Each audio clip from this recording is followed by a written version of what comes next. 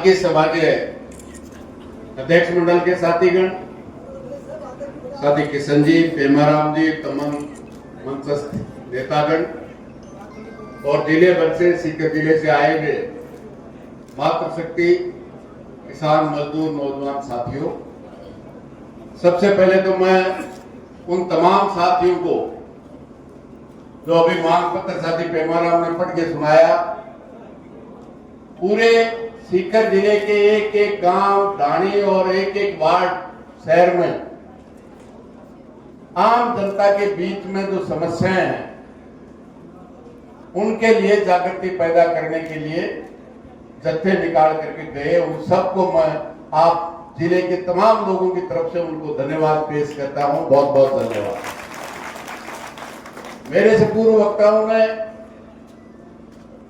हर समाज के हर वर्गों की जो समस्याएं हैं जो इस मांग पत्र में शामिल है, आज किसान बेहाल है,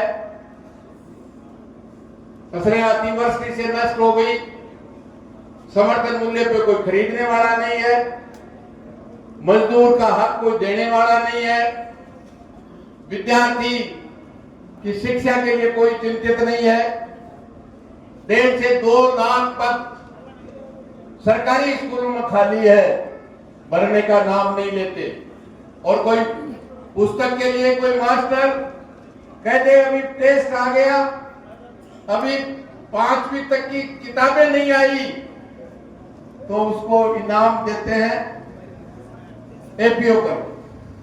आज सरकार नाम की चीज नहीं है। आम जनता की सुध लेने के लिए राजस्थान की सरकार को चिंता नहीं है। सरकार अतिवृष्टि से देश के 4 राज्यों में भयंकर बाढ़, हिमाचल, उत्तराखंड, पंजाब, हरियाणा फसलें नष्ट हो गई, और अतिवृष्टि से यहां भी फसलें नष्ट हो गई। जो हक है किसान का, 2 हेक्टेयर तक 34,000 रुपया, ये मेहरबानी नहीं है न भजनलाल की न नरेंद्र मोदी की, ये राजस्थान के और सीकर जिले के किसानों का हक है। लेकिन उससे इनकार करने का काम भजनलाल जी बदल करके कर रहे हैं। इसलिए आज इस बात के लिए आप और हम सब यहाँ आए। हम कह रहे हैं पूरा खरीद लो, जिन भी मूंग है, मूंगफली है, बाजरा है, आज 2775 रुपए में सब किसान जो बेचना चाहता है बाजरा 2775 रुपया प्रति क्विंटल में खरीद ले सरकार। कोई खरीदने के लिए तैयार नहीं है। 8,200 रुपया मूंग का प्रति क्विंटल, जो जितना बचा है मूंग वो राजस्थान का किसान बेचना चाहता है, 82 रुपया प्रति क्विंटल में खरीद लो।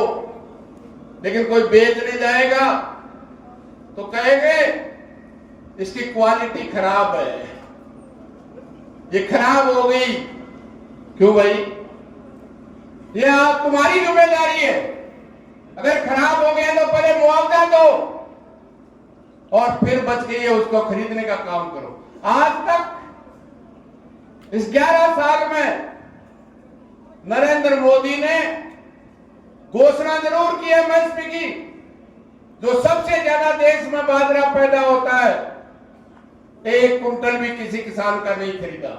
और अफसोस तो जब हुआ जब मैंने लोकसभा में पूछा राजस्थान के किसान का बाजरा क्यों नहीं खरीद रहे, तो उत्तर मिला आपके भजनलाल ने लिख के भेजा है पिछली साल कि राजस्थान का बाजरा खरीदने की जरूरत नहीं है। पड़ोस में हरियाणा में खरीदेंगे, मध्य प्रदेश में खरीदेंगे, लेकिन राजस्थान के किसान का 2775 में बाजरा नहीं खरीदेंगे। इससे ज्यादा हमारे साथ क्या विश्वासघात कर सकते हैं? आप अंदाजा कीजिए, पिछले 10 साल में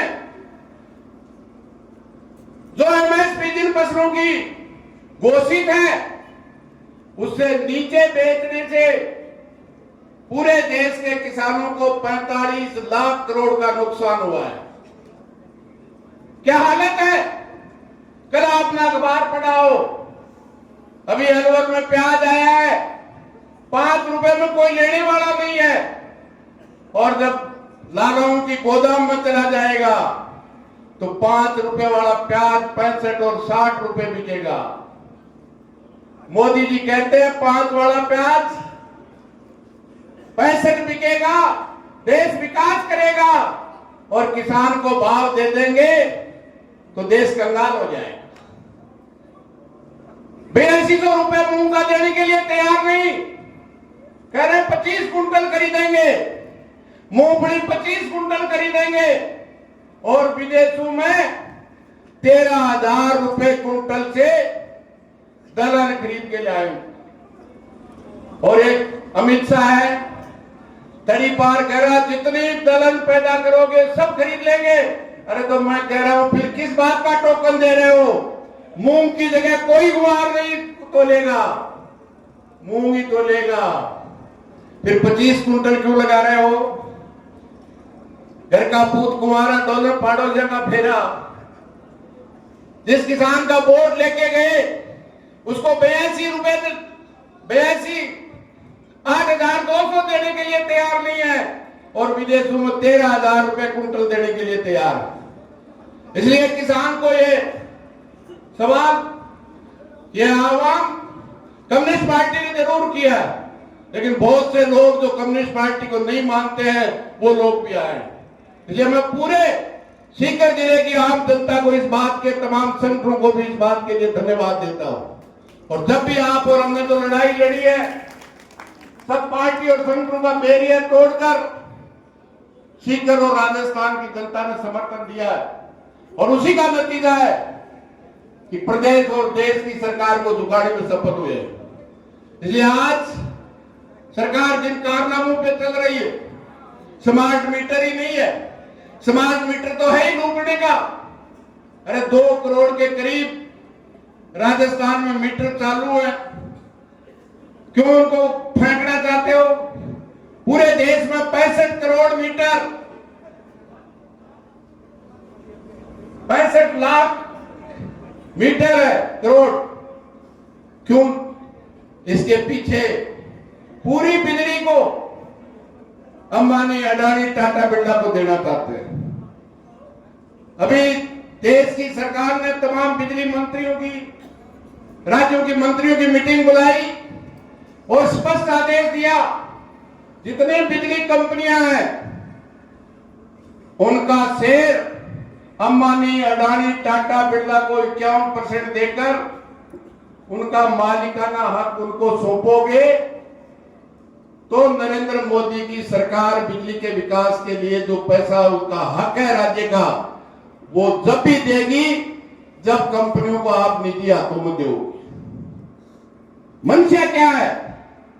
मोदी आते ही 2014 में भूमि अधिग्रहण अध्यादेश लेके आया, 1 दफा नहीं 3 दफा लेके आया, जिसमें साफ प्रावधान था कि जो भी देशी विदेशी कंपनी जिन किसानों के गांव की तरफ अमूड़ी कर देगी, 15 दिन में जिला कलेक्टर किसानों को बेदखल करके कंपनी को कब्जा दे देगा। इस देश का अन्नदाता लड़ा, भूमि अधिग्रहण अध्यादेश वापिस हुए, 3 काले कानून लेके आए।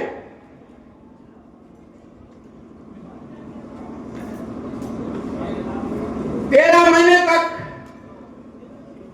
700 से ज्यादा किसानों ने अपने प्राणों की आहुति दी। क्या कह रहे थे? ए बाबा जी उसका बोले किसान है ही कोई, तो किराया का टट्टू है, ये खालिस्तानी है, ये माओवादी है। और अभी चुनाव में भी कह रहे थे सीकर का छात्रावास गुंडों की जननी है। अरे बाबा, इस सीकर की जनता ने आपको वोट देके 2 दफे प्रतिनिधि बनाया। जब हमारा जवान फौज में भर्ती होता था, 18 साल नौकरी करता था, पेंशन लेके आता था, या सिविल सर्विस में अप्लाई करता था, 12% 100 में से 12 एसडीएम फौजी बनते थे। संसद में अमित शाह और मोदी ने अग्निवीर लेके आया, तू खड़ा होके हाथ खड़ा कर देता कि मैं इसके खिलाफ हूं, ये नहीं होना चाहिए, तो हम आपको धन्यवाद देते। लेकिन आपने कहा अग्निवीर बहुत बढ़िया है। आज इसलिए आवश्यकता है पानी। पानी पूरा का पूरा सीकर जिले के गांव में जो जमीन का पानी सूखता जा रहा है, कहीं बचा है वो भी फ्लोराइड युक्त है। आजादी के 78 साल बाद पीने के पानी के लिए मांग करनी पड़ रही। अफसोस ऐसी सरकार जो अमृतकाल की बात करती है, 1947 में विश्व गुरु बनने की बात करती है, और राजस्थान के 80% गांव और कस्बे पीने के पानी के लिए तरसते हैं, और मोदी जी घोषणा करते हैं हर घर में नल से शुद्ध जल। अभी नल जहां लगी है वह पानी नहीं आता, हवा आती है। एक मंत्री, पूर्ववर्ती सरकार का मंत्री जेल में, अनेकों अधिकारी जेल में, जो गांव और शहर में पीने का पानी पहुंचाना था, वो पैसा हाउ अप कर गए। पानी तो नहीं आया, लेकिन उन भ्रष्टाचारियों के घरों में रोशनी जरूर आ गई। इसलिए आज ये हमारा हक है। 8,000 करोड़ की सीकर और झुंझुनू की पेयजल योजना 2021 से घूम रही है। 21 से लेके जो सरकार ने बढ़ाई, 23 तक उन्होंने भी एक नया पैसा नहीं किया, और 23 से 25 आ गया। 2-1.5 महीने बाद इस सरकार को भी 2 साल हो जाएंगे। 9 दफे सीकर आ गए। 3 दिन सीकर, चूरू, झुंझुनू हमारे भजन लाल जी भजन गा गए। पानी आएगा, बात से आएगा, पैसे से आएगा, बात से नहीं आएगा। शेखावाटी के क्या विश्वासघात! अरे इस सरकार ने डीवीटी छीनने का काम किया। 18 महीने तक संभाग, 18 महीने तक नीम का थाना जिला रहा। नीम का थाना के लोगों ने आधार कार्ड में जिले का नाम नीम का थाना लिखवा लिया। हर सरकारी विद्यालय, औषधालय, अस्पताल पे जिला नीम का थाना लिख दिया गया। एक दफे नीम का थाना लिखवाने के लिए गए, अभी वापिस सीकर लिखाने के लिए जाना पड़ रहा है। क्यों भाई, क्या गुनाह था?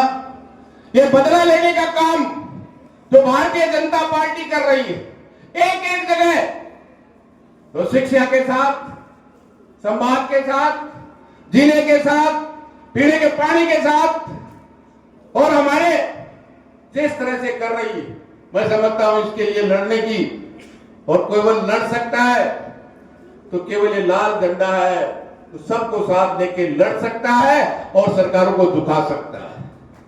ये विश्वास है। ये मेरा तो आपसे निवेदन है।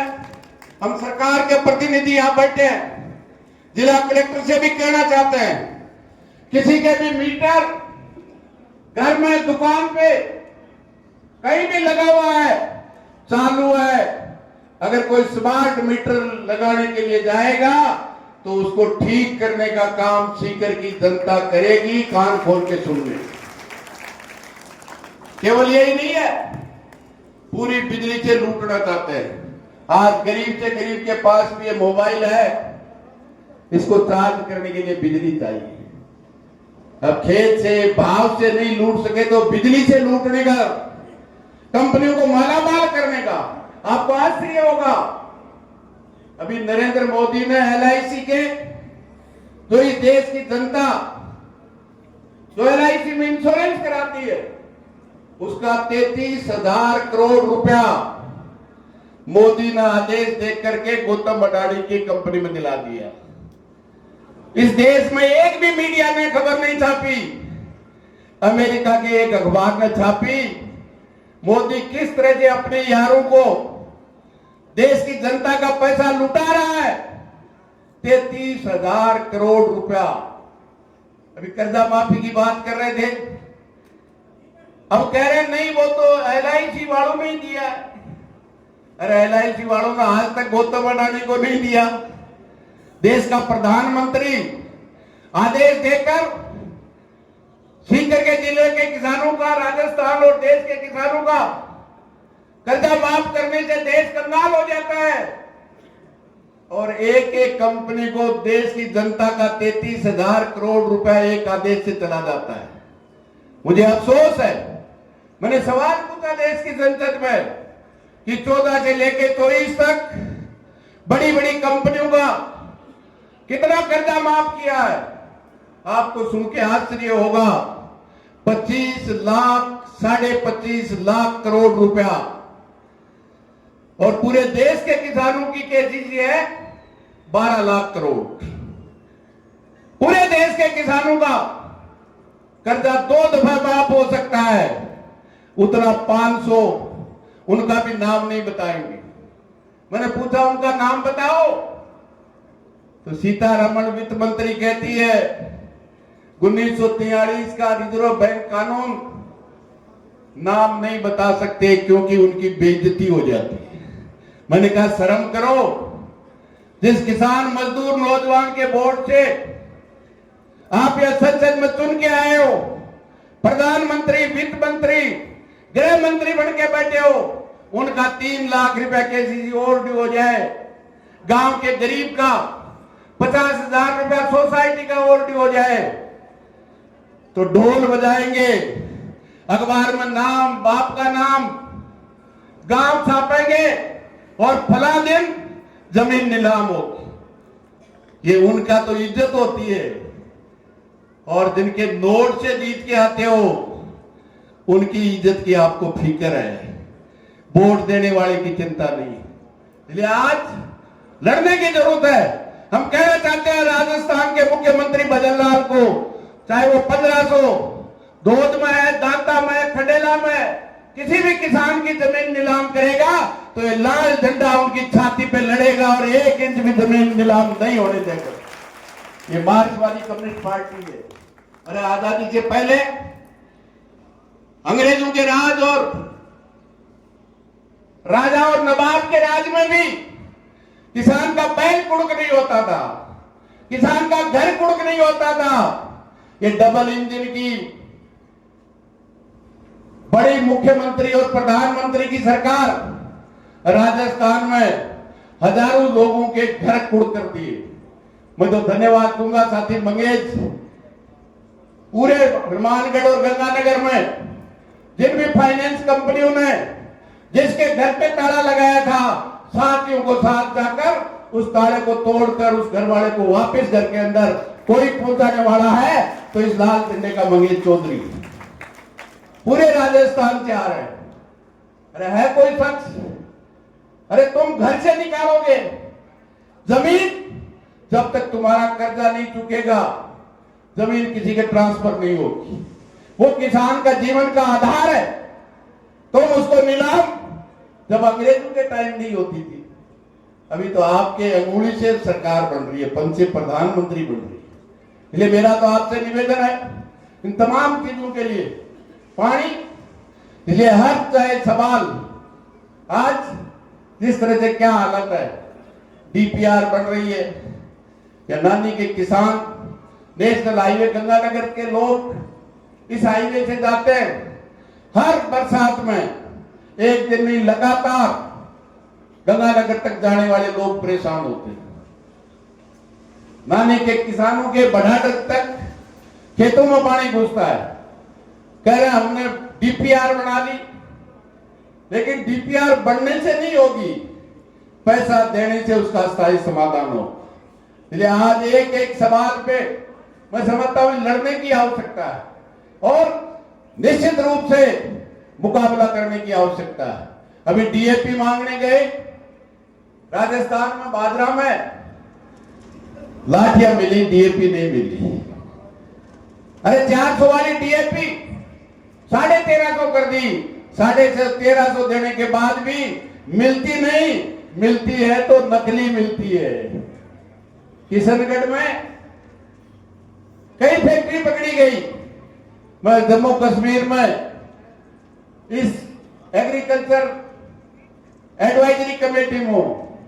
हमारे कृषि मंत्री शिवराज जी भागीरथी चौधरी जो अजमेर से सांसद हैं, एक बिहार से है। मैंने कहा नकली पकड़ी गई, चौहान साहब इन पे कार्रवाई कीजिए। आपको सुन के आश्चर्य होगा, अमराराम जी बोले कानून में नकली खाद बनाने वालों पे मात्र 500 रुपया जुर्माना करने का प्रावधान है। मैंने कहा चौहान साहब, डीएपी का एक कट्टे की कीमत 1350 है और पूरी फैक्ट्री नकली बीज खाद बना दे तो 500 रुपया। बदल दो कानून को, बदलने की कोशिश करेंगे। किसान के खिलाफ तो बदल देंगे, कानून बना देंगे, लेकिन किसान के हक में कानून बनाने के लिए तैयार नहीं। इसलिए आज सबसे बड़ी मैं पूछना चाहता हूं, आज कोई भारतीय जनता पार्टी को वोट देने वाला किसान का 2775 में बाजरा बिक रहा है क्या? उनके घर में तो पानी जा रहा है क्या? गांव और वार्ड में सब तरह के लोग रहते हैं। क्या प्यास केवल आप और हम ही मर रहे तो यहाँ है मंडी में? फ्लोराइड युक्त पानी 500 रुपए का टैंकर खरीद के फ्लोराइड युक्त पानी खरीद के पी रहे हैं, और उसी का नतीजा है कि अनेक आधी से ज्यादा बीमारियां उस फ्लोराइड युक्त पानी के पीने से होती है। तुम किस बात की सरकार चला रहे हो? और आराम से हम कहना चाहते हैं, आज तो ये टेलर है, कलेक्टर साहब भजनलाल को कह देना पानी नहीं मिलेगा तो कलेक्टर भी नहीं बैठेगा और भजनलाल भी आराम से सीकर के किसी गांव और शहर में नहीं आ पाएगा। हमको प्यास मारेगा और फिर यहां भाषण देगा। मैं समझता हूं नामुमकिन है। हम पे बुलडोजर चला के तो कर सकते हो। क्या हालत है किसान को कैसे मारने का?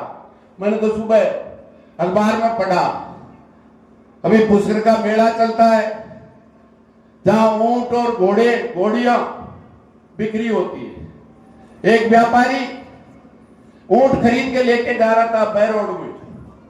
इस भारतीय जनता पार्टी और आरएस के गुंडों ने उसके कपड़े उतार के नंगा किया, सड़क पे बेरहमी से पीटा, और उसी पे भजनलाल की सरकार ने मुकदमा करके अंदर जेल के कर दिया। अरे मैं पूछ रहा हूं, क्या भारतीय जनता पार्टी और आरएसएस के गुंडों को कानून हाथ में, अगर उसने कोई गैर कानूनी किया है तो पुलिस उस पर कार्रवाई करे, सजा दे, लेकिन भारतीय जनता पार्टी और आरएसएस के गुंडों को क्या यह अधिकार दे दिया है? क्या वही हालत आज से ठीक 100 साल पहले एससी, एसटी, ओबीसी को पढ़ने का राइट नहीं था, संपत्ति रखने का अधिकार नहीं था, वो वापिस लागू कर रहे हैं? क्या हालत है अभी हरियाणा में? छोड़िए साधारण आदमी की बात, एक दलित आईपीएस जो एडिशनल डीजी का पद पे बैठा था, उसको इतना प्रताड़ित किया, जिसकी पत्नी भी आईएएस थी, वो मुख्यमंत्री सैनी के साथ विदेश गई हुई थी। उस प्रताड़ना से उसने आत्महत्या कर दी। तो आईपीएस, दलित आईपीएस, और अफसोस तो इस बात का है जिसने आत्महत्या की उसने गाड़ी आगे लगा के उस आईपीएस एडिशनल डीजी के गार्ड को उतार लिया। एडिशनल डीजी ने पूछा क्यों उतार रहे हो, तो कहा अभी तो इसकी बारी है, अगली बारी तेरी है। मुख्यमंत्री को लिखा, गृह मंत्री को लिखा, किसी ने डीजीपी को लिखा, किसी को नहीं सुनी। जब जाकर के लेटर लिख करके उसने आत्महत्या की। ले आज उत्तर प्रदेश योगी दलित, आदिवासी और अल्पसंख्यकों पे अत्याचार में एक नंबर। 2 नंबर हमारे भजनलाल जी का हमारा राजस्थान, 3 नंबर पे मध्य प्रदेश। तीनों ही राज्यों में डबल इंजन की सरकार है।